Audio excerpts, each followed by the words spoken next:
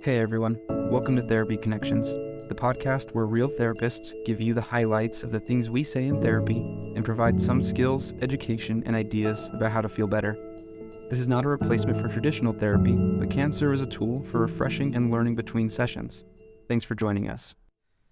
Welcome to today's episode of Therapy Connections. Today we're going to be talking about how our thoughts impact our anxiety, and in particular, how our thoughts are not actually facts.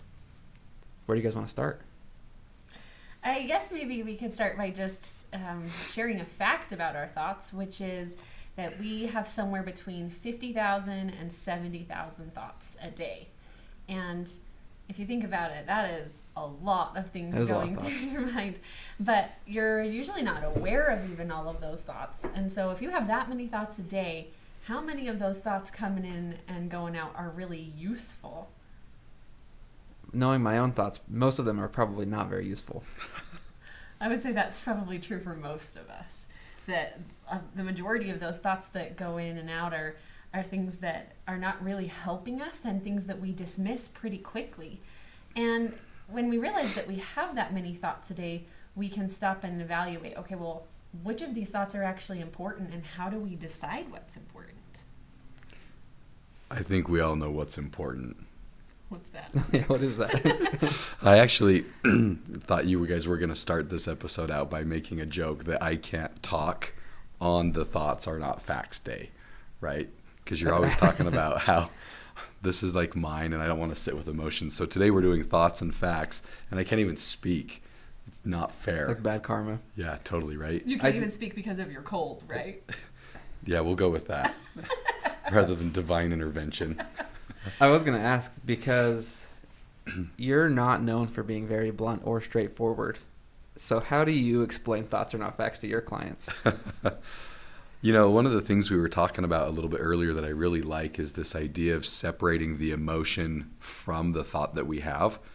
And the example that I usually use in session is take, for example, the word ignorant. Jaden, if I were to come up to you and tell you that you were ignorant, what does your brain interpret? Josh is being mean. Why? Because I don't want to be ignorant. Yeah, because ignorant oftentimes comes with this emotional baggage where we interpret, I'm dumb. Mm. If you look at the dictionary, not that I read that, because I don't, right? I'm sure. But if you look at the definition of the word ignorant, all it means is that you're unaware of a specific topic. But we, as a human species, have attached an emotional component to that word. And so if someone tells me that I'm ignorant, then I start to feel upset. The idea is separating the emotional baggage from the thought that we have. In this case, it would be, I'm ignorant or I'm dumb or I'm whatever. There's an emotional judgment that comes with that.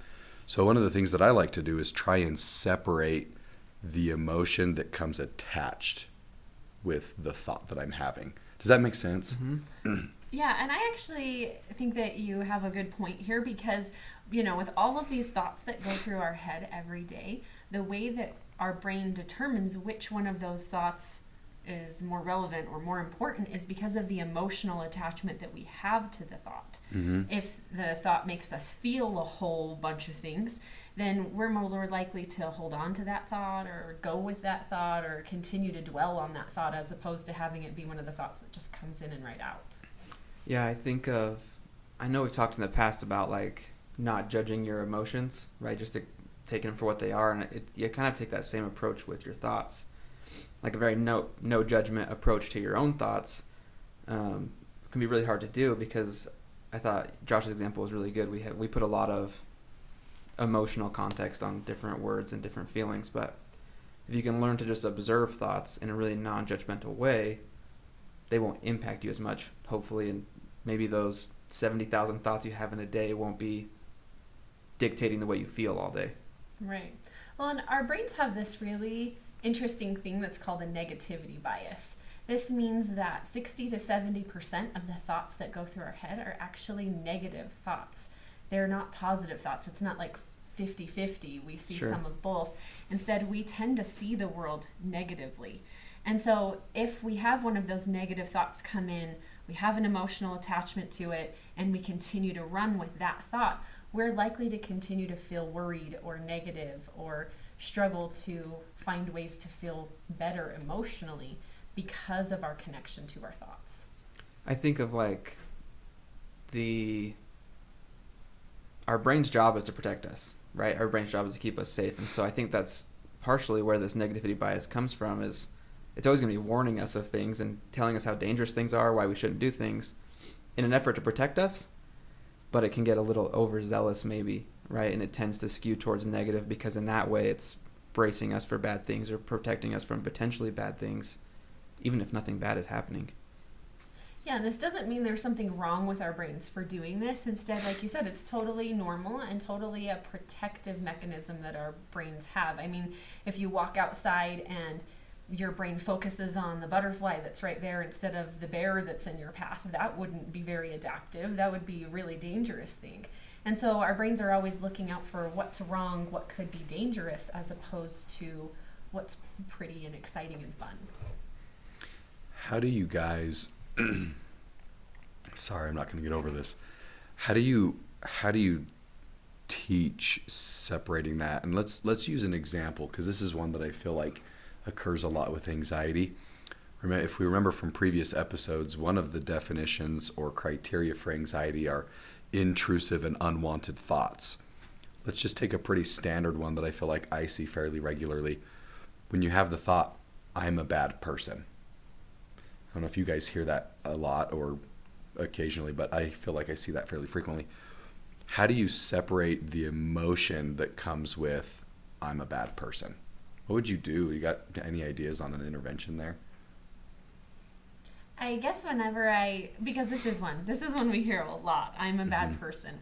And whenever I have a client who comes in and tells me that that's one of the thoughts that's running through their mind, we try to do exactly that. We say, okay, well, this is just a thought. And so even just labeling it and saying, this is a thought. It's just a thought I'm having about myself.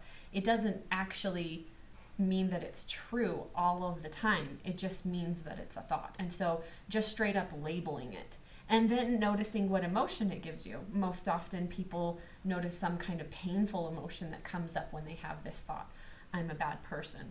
Often they feel sad or feel angry or hopeless. And so being able to say to yourself, oh, I'm noticing I'm having this thought, and this thought makes me feel this way. And just labeling each thing so that you can see it separately. I think that's one of the ways that I usually do it in session. Cool. I think it's also helpful to kind of normalize it in a way, right? Recognize that we all have thoughts that are not helpful, but that they are just thoughts. Like I think of when I was a kid, I have lots of siblings, and as the oldest, it was my responsibility to keep everyone in line. So I would have lots of thoughts, and I'd get really frustrated with brothers and things, and we'd be fighting, and I'd want to like punch my brother, and I would not do it, but I'd have the thought, and then I'd have that kind of feeling, oh, I'm the worst brother ever. I'm a bad person. And then as I've gotten older, I've realized those thoughts are probably what every person has towards their siblings. Some of us acted on them. Sometimes we acted on them. Not saying it was me. Right? And then I think as an adult, it's easy to look at those and be like kind of childish and be like, yeah, of course I thought those things, it's whatever. But we do the same things as adults with maybe different thoughts, right? And we get really judgmental. I'm a bad person because I think this. Well, thinking you did something bad is different than actually doing something bad. And so, yeah, just recognizing those thoughts as just thoughts and labeling them as such. I think, too, we have to realize the generalization that happens there. I'm a bad person. That means that you're always a bad person. Mm-hmm. And even if you did, Josh, occasionally give in and punch your brother, that doesn't necessarily mean you're a bad person all of the time. Just a bad brother. No, it doesn't even mean you're a bad brother, because I know that there are other times you've probably done things to be a really good brother. But our brains dismiss that in that moment, and instead our brains just say, here is this one thought, and that thought must be true, and it must be true all the time, and I have to feel terrible about it. But it doesn't really make sense to do that, because we are not bad people all of the time, and we don't make bad actions or react to some of these thoughts all of the time.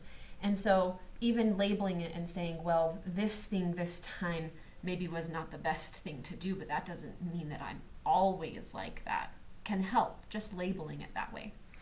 I agree, and I want to piggyback on that. One of the interventions that I have started using recently, because I like it, I don't know if my clients like it, is when you have a thought, I'm a bad person, you're obviously going to have emotion that comes with that. Lately, I've been having people write what I call definitions. And this is like the dictionary day, right? I think it's always dictionary day for you, probably. We don't believe that you don't read that. Oh, God. But what I will do is I'm a paper and pencil guy too, right? So piece of paper and pencil. And, hey, define bad person. And, of course, clients will regularly find all of the qualities of people that you hear on your true crime podcasts, right? And then when you ask them, oh, so when did you do that, or when did you do that, they almost always find that they never did that. And then I get this quizzical look like, you're a bad person, yet you don't even meet your own criteria for it. And I think that's one way of making definitions to separate the thought that I'm having versus this is actually factual. And hopefully it changes the feeling that comes with it too. Right. I actually think that would be a great skill to give people this week, is next time that you notice having a negative thought about yourself, stop, write down what the thought is, and then come up with the actual definition behind whatever the thing is that you're saying about yourself. If it's a bad person, right? Write down the definition of what is a bad person. What do people actually have to do to meet that criteria as being a bad person all the time? And see if it really makes sense to be calling yourself something that extreme, or to be thinking something that extreme about yourself and calling it a fact, because it's probably not a fact. And giving yourself that definition can really help. I agree. Yeah, I like that idea. Do you ever think about the fact that our brains are so awesome at so many things, but like cause us so many problems at the same time? Yeah, I actually do sometimes. And I think it's really interesting that we're the only species that are capable of stopping and actually thinking about our thoughts. No animals, nothing else on earth stops and thinks about their thoughts. And we're capable of doing that. We're the only animals that are. And so we probably ought to use that, right? Instead of just buying all of those thoughts that come into our brains, we probably should stop and analyze Think about them, our thoughts. since we have the ability to do it. So now we'll be changing into a philosophy podcast in the next episode. Just kidding. Well, thanks everyone for watching this episode. Like Shara was talking about, I encourage you to start challenging some of those thoughts and maybe writing some definitions and seeing if you meet your own definitions for the things that you think you are sometimes. We'll catch you on the next episode. Thanks for joining us. Thanks. Thanks, everyone. Hey, Jaden here. Thanks for joining us today. We hope you found something useful in today's episode. If you did, and you want to keep up on the content we're going to be making, please subscribe, follow, or leave us a positive review. It helps us a lot. Again, thank you for being here, and we'll see you next time.